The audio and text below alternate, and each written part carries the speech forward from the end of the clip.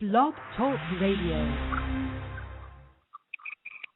Hi, everyone. Welcome to the Sisterhood of Women in the Paranormal. My guest tonight is Michelle Renslow from Empire State Paranormal Research Society out of Auburn, New York. Michelle, are you there? I am, Tammy. Can you hear me? Yes. How are you? I'm fine. How are you? Good. I haven't seen you, girl, since October. I know. It's been a long time. I know, it has. I want to before we start, Michelle, I have to give a shout out to our sponsors. We have Signs Magazine. If you guys haven't checked out Signs Magazine, I suggest you do so. It's an incredible magazine. Rolling Hills Asylum, which you and I have been at. Amazing place. Spooky. Jen Mitchell's graphic design. She's the one that designed all our graphics for DMT Wicked Radio show. Amazing graphic designer. Okay, Michelle, are you ready? Sure. Okay. Tell me what group you are from. I'm sorry. Tell me what? Tell me what paranormal group you are from and what your group does. Oh, okay. Well, I'm from Empire State Paranormal Research Society, and we investigate and research all the claims of paranormal activity. We also go in, and we're a nonprofit organization. We also go in and do community service. We do things for the community. We do fundraisers. We do ghost walks. We hold expos.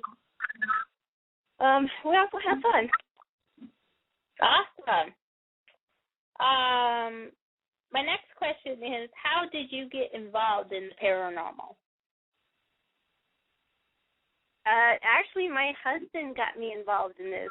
We did a little thing called ghost counting, and we would take drives out into the desert and find ghost towns. Well, after we moved here, we couldn't really find any ghost towns, so we'd go by Gettysburg and things like that. So it became some sort of hobby for me. And then when I met Kathy, she said she had a group, and I was like, hey, I bugged her for like a year. So finally she brought me on board. Cool. Now, your daughter is into the little ghost hunting too, isn't she? Yes, she is. We call her Ghost Babe. Yeah, she's very much into it. She's the original Ghost Babe. Yeah, we like to lock her up once in a while. We'll mess with her. But she likes to do it too. She likes to do some of the research. The other night we went over to Fort Hill Cemetery, and she didn't like the cold weather, but she likes walking around with me for a little bit. And she is funny to be the investigation, so it's very funny. Yes, especially when we do nasty things to that little girl. She's all for it. She's like, yeah, okay. So she's all for it. Now you went on some ghost tours while you were on vacation. Do you want to talk about them a little? Oh yeah. We usually, when we go to Myrtle Beach, we go to South Carolina. Go down to Charleston, South Carolina. Well, this year we decided to do the old city jail. And my husband was sitting in the car with our little one, our 5-year-old, and I was with Amber, or Ghost, waiting at the gate, and we heard this god-awful scream of a guy. And we're all looking over, like, did you hear that? And everyone's like, yeah, there's only 3 or 4 of us. And we were all looking around like, okay, who was that? So that was like our first thing, because we couldn't find out who it was. We thought some guy got locked out of the house, but there's nobody around. We went into the old city jail and walked around. There was not much that happened in there that night. We got some weird pictures, but that was about it. We came home and went to bed. I also did the ghost walk out in Gettysburg. We've done them before.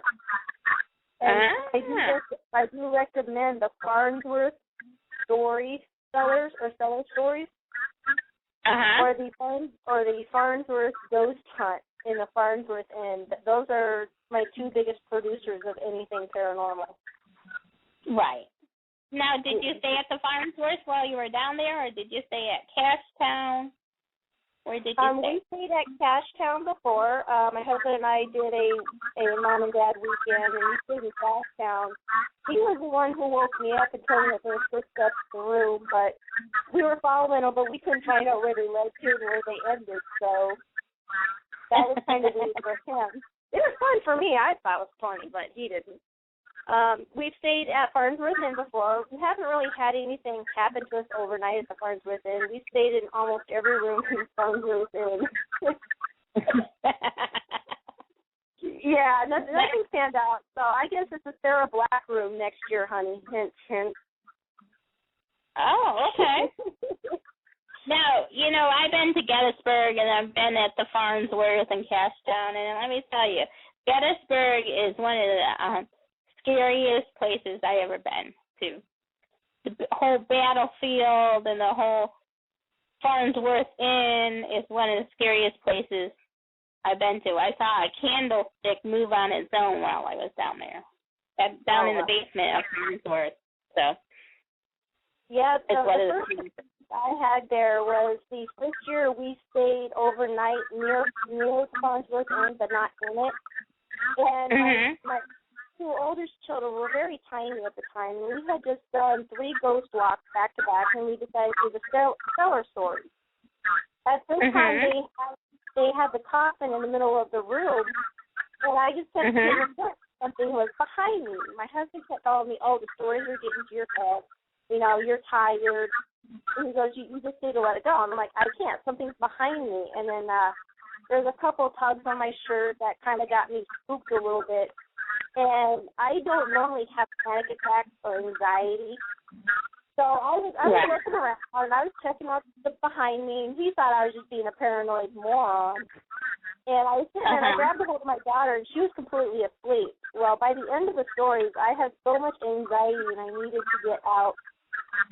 The orator, the guy who did the stories that night, he had opened the door. He said, "Okay, now you may exit." And I mowed down 6 people trying to get out carrying a 35-pound child.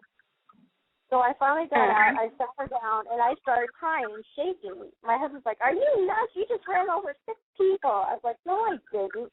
He goes, "Yes, you did." So the orator, he came out, and he told me, he goes, "Hey, are you okay?" I said, "Yeah, I had to get out." I said, "I had anxiety, I had panic, something just came over me." And that's when he told me, he goes, "Well, are you sensitive?" I said, "Well, after having my daughter, yeah, I cry a little bit more. I got hormones. That's okay. I'm a woman." And he said, "No, are you sensitive to magnetic fields?" And I went, "No." And he told me I kind of was, because he knew that the child, Jeremy, was following me around the whole night. And I had no clue of what anything was, because I'd never heard the story before that night.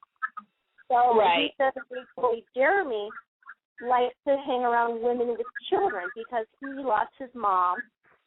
He died at an early age, but he lost his mom before that. He died. The only person that was left was his father. So he was looking for parent figures. So apparently I was the parent that night that he decided to pick on. Yeah.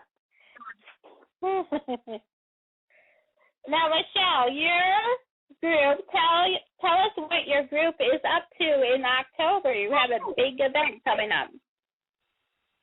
My group is going to be running an expo October 19th and 20th at the Holiday Inn in Waterloo, New York. And what we're doing is we're going to have some paranormal investigators come in. We're going to have some celebrities come in from the paranormal field. But also, too, what we want to do is we want to make sure that we have New York products, too, there. We want everybody to have fun with it. It's not just going to be like a paranormal spook fest. It's going to be a big, huge Halloween party. And that's what we want. We want New York State products. We want to feature New York State's finest. Any so wine tasting if we can get it. Face painting. Anybody can come. Anybody can be a vendor. It doesn't have to be, spooky related or anything. But what we are going to do is we're going to have 2 celebrity ghost hunts, and we are going to have conductors during the 19th and 20th. Christine Zari, she's going to do a kind of like a John Edwards type audience read, and we're going to have to do a few things. So she's going to have her special stuff set up, and we also want to do a Halloween party at the end of it. So the community and stuff, everybody's invited. Everybody that bought tickets will be invited with their children. Children are free for the Halloween party. Tickets here will start selling at the Cayuga County Fair. Okay. And when is the Cayuga County Fair this year? The Cayuga County Fair is June 27th through the 30th. It's Thursday, Friday, Saturday, and Sunday. So we're going to be there Thursday night. We're going to set up, and then Friday, Saturday, Sunday we will be there. Okay. Yeah, we're going to start selling tickets to the Celebrity Ghost Hunt and to the expo that day. And we're also going to raffle off a paranormal basket, so people can enter for the paranormal basket. So that's going to be raffled off at the Halloween party. You don't have to be present to win. Cool. Now, can people purchase tickets online, or is it just through you guys? Nope, they can purchase tickets several ways. They can come to the Cayuga County Fair and see us. They can purchase it online on our Facebook page. All they have to do is direct message us on Facebook, or they can call. They can call my cell phone 283-4995. Or they can. We also have a sponsorship program, and what we're doing is what we're doing is we have packages set up where you get 2 free tickets to any of our events, and all you do is sponsor us with a community project. So like the expos, getting a fire detector for somebody's house. We want to do a community-based program that way. So we also do the 2 free tickets to any one of the events that way. And what they're going to do is they're going to get put into our sponsorship list. And whenever we have our expos, we will list them as some of our sponsors. Nice.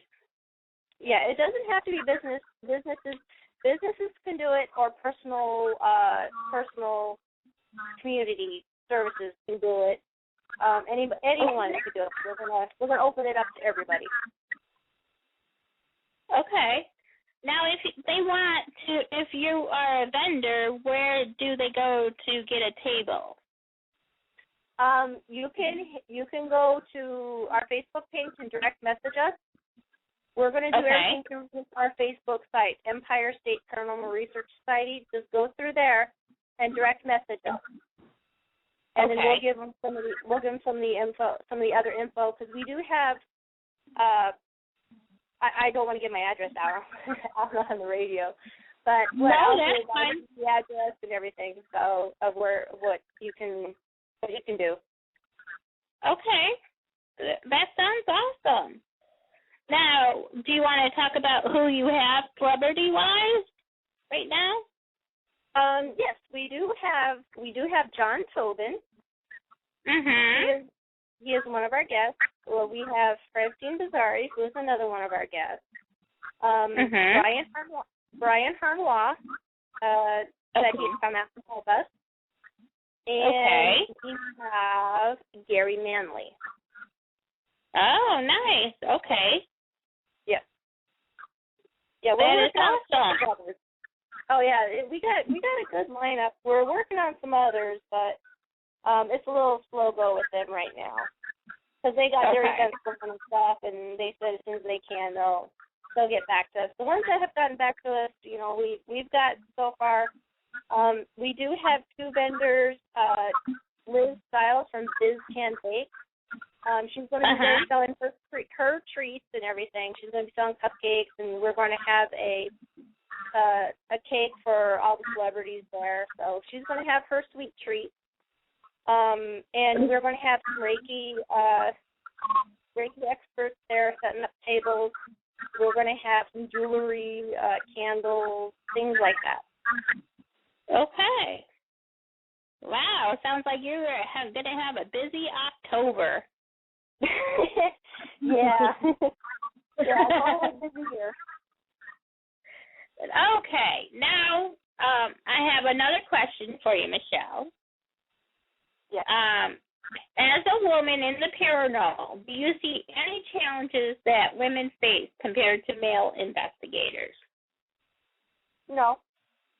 I don't see any challenges. I mean, I'm a woman. I see things and do things just like they do. Except for we can get into smaller spaces than they can. So we can get into tighter quarters and stuff. But no, I don't see any challenges. I think we all learn paranormal field the same way. Even if you're a beginner to an expert, we all are learning. We're growing. As long as you keep challenging yourself, I don't think there's any handicaps at all. Okay. I agree. Sometimes, I have an all-female team right now, and sometimes the little muscle, like carrying around the bags, I wish I had, but other than that, yeah, that's why you get the heavy equipment, you break it down into smaller boxes. Okay, my next question is, what is the one place that you would love to investigate but never did? Oh, my God, I have a list.